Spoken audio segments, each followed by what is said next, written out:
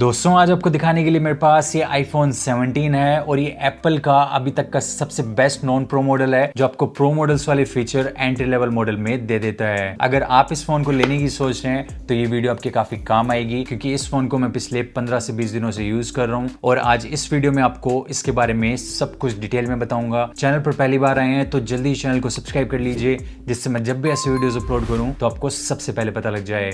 तो चलिए दोस्तों वीडियो शुरू करते हैं।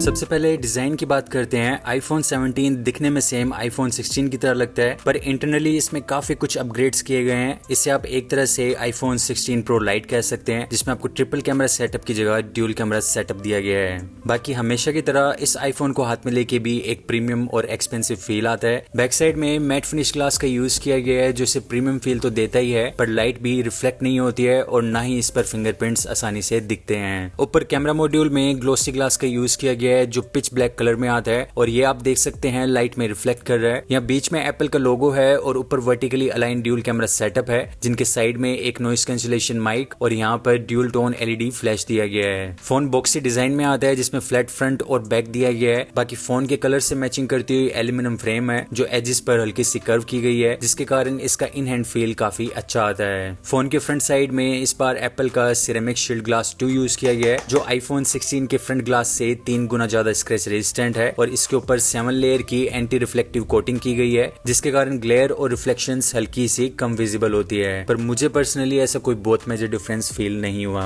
बाकी ग्लास कितना भी स्ट्रॉन्ग या स्क्रैच रेजिस्टेंट हो ग्लास होता है और गिरने पर टूट सकता है। तो मैंने मेरे फोन के ऊपर केस फ्लाई का फ्लेक्सीगार्ड प्रो स्क्रीन प्रोटेक्टर लगाया था जो ऑटो डस्ट रिमूवल फ्रेम के साथ आता है जिसके कारण आप इसके साथ डस्ट फ्री इंस्टॉलेशन खुद से कर सकते हैं और आपकी फोन की डिस्प्ले को प्रीमियम प्रोटेक्शन मिल जाती है। साथ ही मैंने केस फ्लाई का एक लेदर एक्स और एक क्रिस्टल एक्स केस भी मेरे फोन के लिए मंगाया था जो फोन को काफी अच्छा लुक देने के साथ फुल प्रोटेक्शन भी देते हैं। इनके लेदर एक्स केस के साथ मैंने ड्रॉप टेस्ट भी किया था और फोन मेरी हाइट से गिरने के बाद भी बिल्कुल परफेक्ट कंडीशन में था। कोई भी स्क्रैच या फिर कहीं से भी फोन में डेंट नहीं आया था। बाकी अगर आप इनके बारे में डिटेल में जानना चाहते हैं तो मैंने एक सेपरेट वीडियो बना रखी है, लिंक आपको ऊपर मिल जाएगी। बटन और पोर्ट्स की बात करें तो राइट साइड में एक साइड बटन फिर कैमरा कंट्रोल बटन है और नीचे की तरफ एक स्पीकर और USB-C पोर्ट है जो अभी भी नॉन प्रो मॉडल्स में USB 2.0 सपोर्ट के साथ आता है। फिर एक माइक दिया गया है। लेफ्ट साइड में सबसे नीचे एक सिम ट्रे है, इसमें आप एक नैनो सिम डाल सकते हैं और अगर आपको ड्यूल सिम यूज करनी हो तो आपको फोन में ई सिम का सपोर्ट भी मिल जाता है। फिर ऊपर वॉल्यूम अप डाउन और एक एक्शन बटन दिया गया है। बाय डिफॉल्ट आप इससे फोन को साइलेंट कर सकते हैं पर आप चाहें तो इसकी सेटिंग्स में जाकर इसे कस्टमाइज भी कर सकते हैं। जैसे मैं इस पर वॉइस रिकॉर्डिंग सेट कर सकता हूँ और फिर इस बटन को लॉन्ग प्रेस करके मैं डायरेक्ट कहीं भी वॉइस रिकॉर्डिंग स्टार्ट कर सकता हूँ। तो ये काफी हैंडी बटन है। फोन साइड से 8 mm थिक है जो iPhone 16 से 0.2 mm मोटा है जो ना के बराबर चेंज है और हाथ में लेके थिकनेस वाइज कोई डिफरेंस फील नहीं होता है। इसका वेट 177 ग्राम है जो काफी लाइट वेट है। साथ ही फोन का फॉर्म फैक्टर भी कॉम्पैक्ट है तो इसे कैरी करना और सिंगल हैंडेड यूज करना काफी इजी हो जाता है स्पेशली जिनके हाथ छोटे हैं। ये फोन IP68 डस्ट टाइट और वाटर रेजिस्टेंट है जिसे 6 मीटर गहरे पानी में 30 मिनट तक टेस्ट किया गया है तो डेली यूज में कोई दिक्कत नहीं आएगी पर जानबूझ के आपको फोन को पानी में नहीं डालना चाहिए क्योंकि वाटर डैमेज की कंपनी वारंटी नहीं देती है। फोन के फ्रंट साइड में इस बार 6.1 इंच की जगह 6.3 इंच की LTPO super retina XDR OLED display दी गई है जिसका 1206 बाई 2622 पिक्सल्स का रेजोल्यूशन है 460 पिक्सल्स पर इंच डेंसिटी के साथ जो इसकी डिस्प्ले की साइज के हिसाब से काफी अच्छा रेजोल्यूशन और पिक्सल डेंसिटी है। तो टेक्स्ट फोटोज और वीडियोस सब कुछ काफी शार्प और क्रिस्टल क्लियर दिखते हैं। iPhone 17 की डिस्प्ले की बेजल्स भी पहले से कम की गई है जो ना के बराबर है जिसके कारण iPhone 16 के मुकाबले में इसकी डिस्प्ले में कंटेंट ज्यादा इमर्सिव लगता है। वैसे इसका फॉर्म फैक्टर सेम iPhone 16 वाला है पर डिस्प्ले की स्लिम बेजल्स के कारण सेम फॉर्म फैक्टर में 0.2 इंच की बड़ी डिस्प्ले मिल जाती है। OLED डिस्प्ले है तो हर एक पिक्सल की अपनी सेपरेट लाइट होती है तो जब डिस्प्ले में ब्लैक एरिया आता है तो उस जगह के पिक्सल्स पूरी तरह से बंद हो जाते हैं जिससे आपको ट्रू ब्लैक कलर्स और काफी अच्छा कॉन्ट्रास्ट रेशियो देखने को मिलता है। साथ ही पहली बार नॉन प्रो आईफोन में भी आपको 120 हर्ट्ज की प्रो मोशन डिस्प्ले मिलती है जिसके कारण अब नॉन प्रो आईफोन की डिस्प्ले चलाने में भी स्मूथ और ज्यादा रिस्पॉन्सिव लगती है और LTPO डिस्प्ले होने के कारण इसकी डिस्प्ले मिनिमम 1 हर्ट्ज तक भी जा सकती है। तो फोन कंटेंट के हिसाब से रिफ्रेश रेट को ऑटोमेटिकली एडजस्ट करता रहता है, जिससे स्क्रोलिंग और एनिमेशन स्मूथ भी रहती है और बैटरी भी बेमतलब में कंज्यूम नहीं होती है। LTPO डिस्प्ले के कारण एप्पल ने नॉन प्रो मॉडल में भी ऑलवेज ऑन डिस्प्ले का फीचर दे दिया है, जिससे आप इसकी डिस्प्ले सेटिंग्स में जाकर अपने हिसाब से कस्टमाइज कर सकते हैं। आप चाहें तो ऑलवेज ऑन डिस्प्ले में वॉलपेपर भी रख सकते हैं या फिर सिर्फ क्लॉक और नोटिफिकेशन भी रख सकते हैं। साथ ही ऑलवेज ऑन डिस्प्ले में 1 हर्ट्ज की रिफ्रेश रेट रहती है, तो बैटरी ना के बराबर जाती है। ये डिस्प्ले डोल्बी विजन और HDR10 दोनों सपोर्ट करती है, तो जब आप HDR वीडियोस देखते हैं तो ब्राइट और डार्क एरिया रियल लाइफ की तरह पॉप करते हैं और हाई डायनेमिक रेंज काफी अच्छी मिलती है। और इस बार iPhone 17 की मैक्सिमम पीक ब्राइटनेस 3000 निट्स की है। पीक ब्राइटनेस सिर्फ डिस्प्ले के कुछ पोर्शंस में ही अचीव होती है और iPhone 16 के मुकाबले में इसकी डिस्प्ले डायरेक्ट सनलाइट के अंदर ज्यादा अच्छी विजिबिलिटी देती है। बाकी ऊपर एप्पल का डायनेमिक आइलैंड है जो सॉफ्टवेयर के साथ सीमलेसली इंटीग्रेट किया गया है और ये एक हार्डवेयर कम सॉफ्टवेयर का पार्ट ज्यादा लगता है। ड्यूल स्टीरियो स्पीकर्स दिए गए हैं, जिसमें से एक नीचे और दूसरा ऊपर ईयर पीस में दिया गया है। ये स्पेशल ऑडियो के सपोर्ट के साथ आते हैं, तो जब आप मूवीज देखते हैं या फिर गेम्स खेलते हैं तो ऐसे लगता है आवाज अलग अलग डायरेक्शन से आ रही है।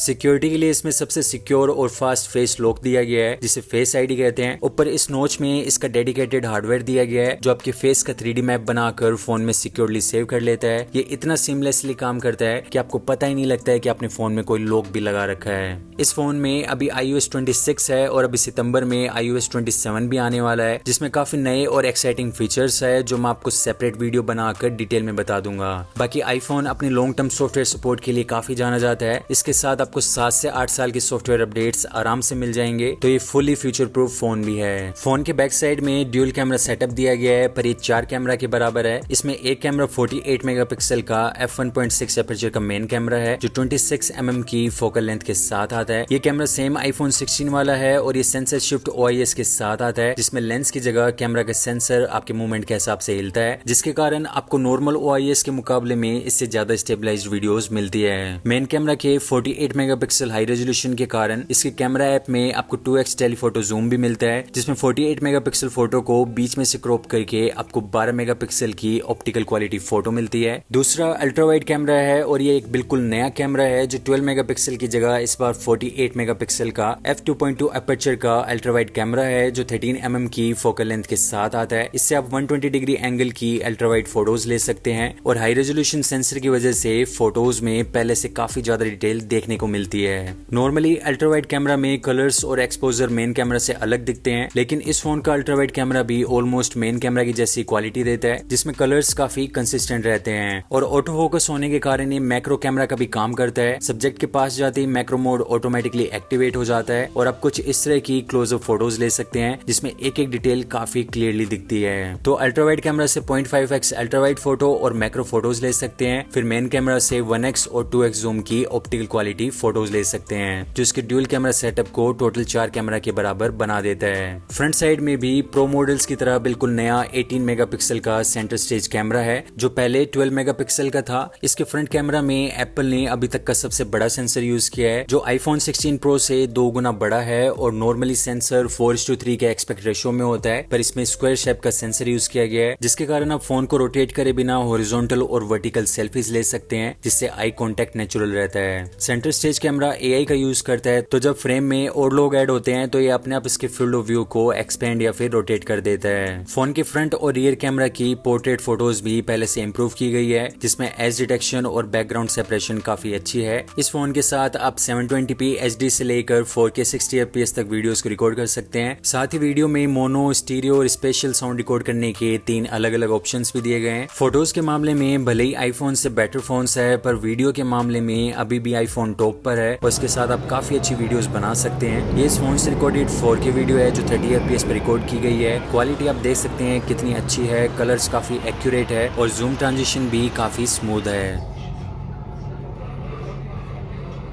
ये जो वीडियो देख रहे हैं मैं इस फ़ोन के फ्रंट कैमरा से रिकॉर्ड कर रहा हूँ, ये मैंने 4K 30 FPS पर रिकॉर्ड किया है और इस वीडियो को देखकर आप इसकी क्वालिटी का आइडिया लगा सकते हैं। ये मैं इस फ़ोन के कुछ और फोटो सैंपल्स लगा देता हूँ जिससे आपको इसके कैमरा क्वालिटी का थोड़ा और आइडिया लग जाएगा। काफ़ी अच्छी कैमरा है जिनके साथ हाई डायनेमिक रेंज मिलती है, स्किन टोन्स नेचुरल आती है और कलर्स काफ़ी एक्यूरेट और वाइब्रेंट आते हैं। और स्पेशली जो इसकी लो लाइट फोटोज है वो भी पहले से काफ़ी इंप्रूव हुई है। स्ट्रीट लाइट्स, बिल्डिंग और स्काई का एटमॉस्फेयर बिल्कुल नेचुरल प्रिजर्व रहता है, नॉइस ना के बराबर है और डार्क एरिया में भी डिटेल्स काफ़ी अच्छी मिलती है। इस फोन में एप्पल की नई A19 चिप है जो 3 नैनोमीटर आर्किटेक्चर बनी है। इसमें 6 कोर का CPU और 5 कोर का GPU है जिसके साथ डेली यूज में फोन बिल्कुल स्मूथ चलता है, एप्स फास्ट ओपन होती है, मल्टीटास्किंग में कोई इश्यू नहीं आता है और UI एनिमेशंस भी काफी स्मूथ रहती है। मैंने इसके साथ कई सारी हैवी गेम्स खेल कर देखी, हाई ग्राफिक सेटिंग्स पर भी सभी गेम्स बिल्कुल स्मूथली चल रही थी और इसके GPU ने सभी गेम्स के ग्राफिक्स को काफी अच्छी तरीके से हैंडल किया। इसका GPU बिल्कुल कंसोल लेवल वाला एक्सपीरियंस इतनी छोटी चिप में देता है। हीटिंग की बात करें तो लॉन्ग गेमिंग या फिर हैवी कैमरा यूज के टाइम फोन गर्म जरूर होता है, जो फ्लैगशिप प्रोसेसर के हिसाब से नॉर्मल है। ओवर हीटिंग मुझे नोटिस नहीं हुई और रेगुलर यूज में मुझे कोई लैग या फिर परफॉर्मेंस इश्यू भी देखने को नहीं मिला।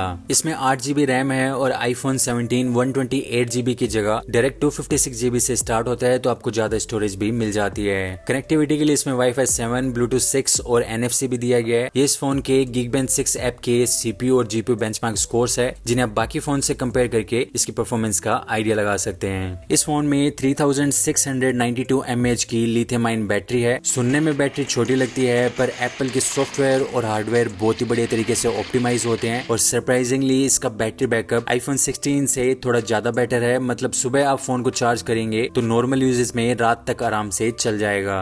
बाकी बैटरी बैकअप हर एक की ब्राइटनेस, कैमरा, गेमिंग और नेटवर्क यूजेस के हिसाब से ऊपर नीचे होता रहता है, पर ओवरऑल मुझे इसका बैटरी बैकअप काफी अच्छा लगा। iPhone 17 40 वोल्ट तक की फास्ट चार्जिंग सपोर्ट करता है और फोन 0 से 50% सिर्फ 20 मिनट में चार्ज हो जाता है। साथ ही फोन 25 वोल्ट की मैगसेफ वायरलेस चार्जिंग भी सपोर्ट करता है। इसमें आप मैग्नेट्स के कारण मैगसेफ चार्जर को आसानी से इसके बैक में अटैच कर सकते हैं और ये फोन वायरलेसली सिर्फ 30 मिनट में 0 से 50% चार्ज हो जाता है। मैगसेफ सपोर्ट के कारण आप अलग अलग मैगसेफ एक्सेसरीज भी यूज कर सकते हैं, जैसे मैगसेफ पावर बैंक या फिर वॉलेट जिसमें आप अपने कार्ड्स या फिर कैश डाल सकते हैं। तो ये सब था इस फोन के बारे में। अगर अभी आप iPhone 16 भी यूज कर रहे हैं तो भी इस फोन को अपग्रेड करना वर्थ इट रहेगा, क्योंकि इसमें आपको काफी सारे प्रो मॉडल वाले फीचर मिल जाते हैं। सबसे मेन 120 हर्ट्ज की प्रोमोशन डिस्प्ले, नया फ्रंट और अल्ट्रा वाइड कैमरा, ज्यादा ब्राइट और स्लिम बेजल डिस्प्ले जो आपको iPhone 16 में नहीं मिलती है। इस वीडियो में बस इतना ही था। अगर आपको वीडियो अच्छी लगी तो वीडियो को लाइक और चैनल को सब्सक्राइब करके बेल आइकन को दबा दीजिए, जिससे मैं जब भी ऐसे वीडियोस अपलोड करूं